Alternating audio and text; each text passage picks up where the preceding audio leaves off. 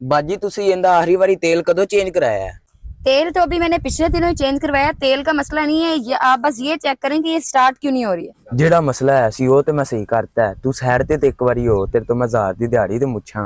ਬਾਜੀ ਜੀ ਪਾਣੀ ਤੇ ਲਿਆਣਾ, ਮੈਨੂੰ ਬੜੀ ਪਿਆਸ ਲੱਗੀ, ਥੋੜਾ ਜਿਹਾ ਪਾਣੀ ਲਿਆ ਦਿਓ। आप पहले गाड़ी ठीक करें ना, पानी की छोड़े, रास्ते से आपको बोतल पिलाती हूँ मैं। पता मुझे भी है कि मैं 1 मिनट के लिए भी कहीं साइड पे गई ना तो इसने कोई बड़ी खराबी निकाल देनी। ਇੱਕ ਵਾਰੀ ਤੇਰਾ ਧਿਆਨ ਇੱਧਰ ਹੋਏ ਨਾ ਤੇ ਤੈਨੂੰ ਪਤਾ ਲੱਗੇ ਕਿ ਮੈਂ ਮਕੈਨਿਕ ਆ ਕੇ ਕੀ ਆ।